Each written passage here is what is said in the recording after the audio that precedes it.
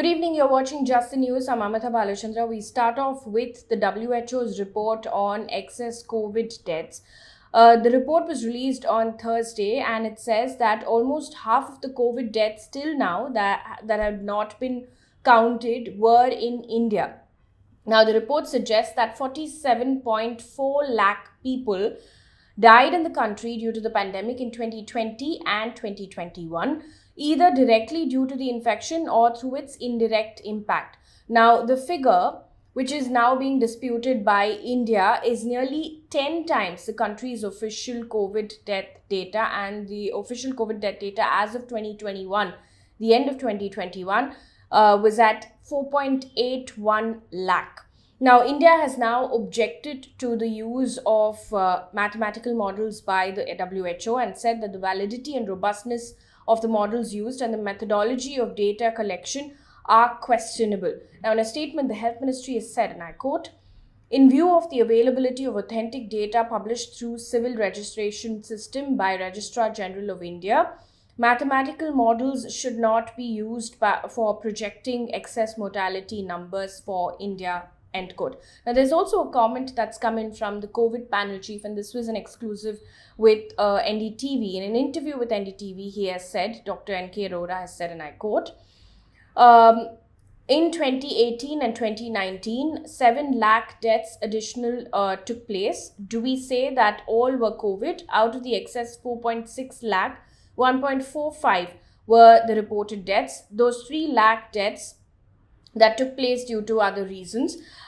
Even if we say 4 lakh deaths were extra, still it does not fit into the WHO estimates, end quote. Now, Dr. N.K. Arora called the report worrisome, and he said that while there could be a 10 to 20% discrepancy, India's robust and accurate death registration system ensures, he said, that a majority of virus-related deaths are covered. Meanwhile, there's also a comment that's come in from the opposition. Congress leader Rahul Gandhi has said, and I quote, 47 lakh Indians died due to the COVID pandemic, not 4.8 lakh as claimed by the government. Respect families who've lost loved ones. Support them with the mandated 4 lakh rupee compensation, end quote. Now, to this, there was a tug of war of words between the BJP and the Congress. The BJP has now accused the Congress leader of doing politics over COVID deaths, alleging that the WHO's data and Congress's beta, this is what the BJP was referring to, are wrong, the BJP said.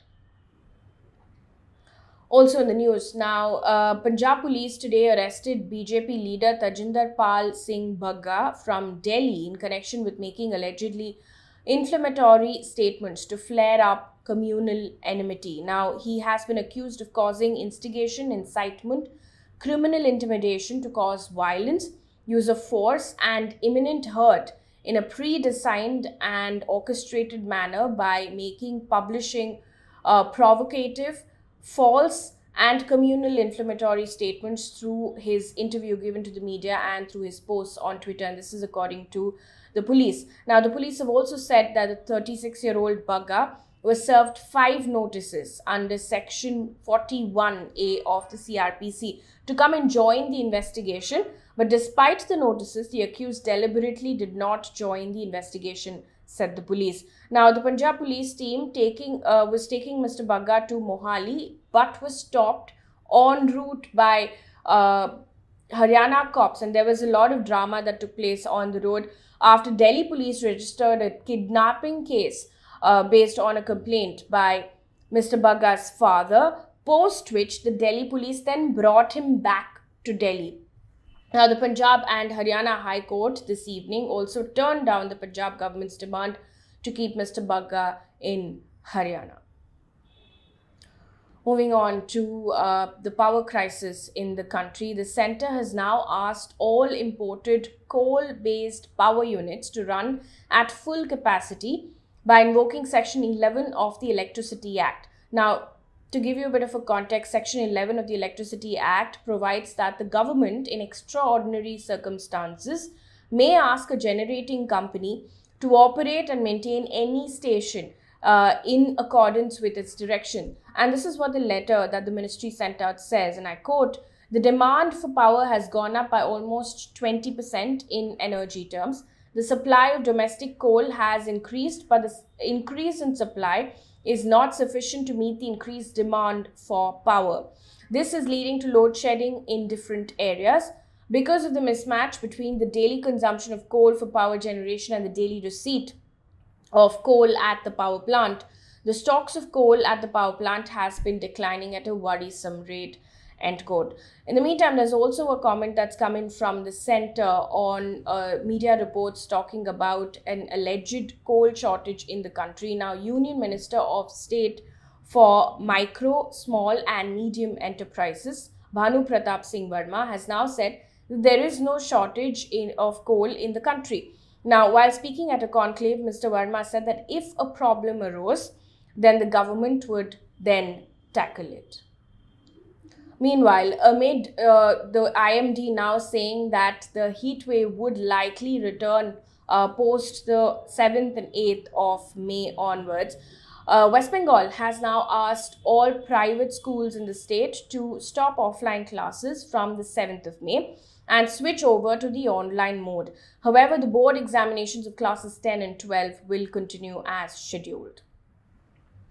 Also, an update on the interfaith couple story that came in from Hyderabad, where the man was stabbed to death. 2 people have now been arrested for killing Nagaraju for marrying their cousin sister, who was a Muslim. Now, yesterday we told you about this couple being attacked on Wednesday night in Hyderabad, leaving the man dead.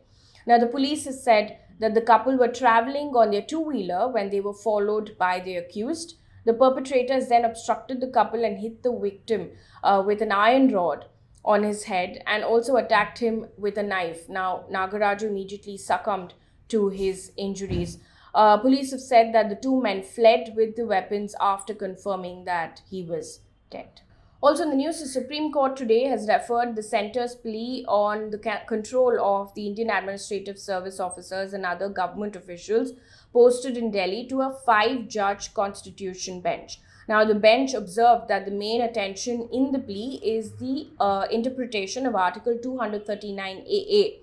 Now, to give you a context, Article 239AA3 grants the Delhi Legislative Assembly the power to make laws with respect to all but 3 entries, in the state list. Now, these entries are public order, police, and land.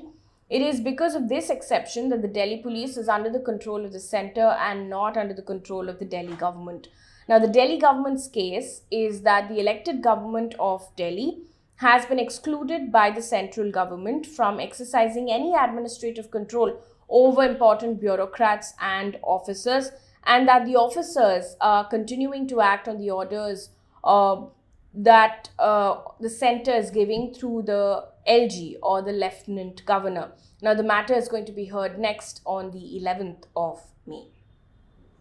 Moving on to international news right now. This one comes in from Israel. 3 people have been killed and at least 4 more injured in the central Israeli town of Elad. Now, it is one of the latest street attacks that have intensified Israeli-Palestinian conflict in recent weeks. Now, the police have said that the incident appeared to be a terror attack, and Elad's mayor called on residents to stay indoors during the hunt for the perpetrators. Meanwhile, it's day 72 of Russia's invasion of Ukraine. New efforts of evacuations are underway in the Mariupol steel plant. According to the BBC, Ukrainian forces have accused Russia of firing during the civilian evacuation of the Mariupol steelworks, with a car being hit. Now, about 200 civilians are said to be trapped inside the steel plant still. There were many others who were trapped, but those evacuations have taken place in the last couple of days. In the meantime, when asked what would be the minimum he would accept in a peace deal with Russia, Ukraine president has replied, and I quote, "I was elected by the people of Ukraine as a president of Ukraine, not as a president of a mini Ukraine," end quote. Moving on to sports news right now, starting off with China. Amid the surge of COVID in China, the Asian Games, which were scheduled to be held from the 10th of September till the 25th of September in Hangzhou, has now been postponed. Now, this is according to China's state media. Major cities in China like Shanghai and Beijing had now gone under lockdown as well because of COVID cases going up. Also, new sprinter Dutee Chand has now announced that she plans to retire after 2024 Paris Olympics. Now, this is according to a report by ESPN, where she said, and I quote, "I'm growing old. I'm not as fast as I used to be. I plan to retire after 2024 Olympics. None of the athletes from my generation are still competing. They've all retired," end quote. One piece of good news before we wrap things up here on this bulletin. Priyanka Mohite from Maharashtra's Satara has now become the first Indian woman to scale 5 peaks above 8,000 meters after she climbed Mount Kanchenjunga on Thursday. Now, 30-year-old Priyanka Mohite was awarded the Tenzing Norgay Adventure Award in 2020 as well. She scaled many other peaks, including Mount Everest earlier. That brings us to the end of this bulletin. Thank you so much for watching. Good night.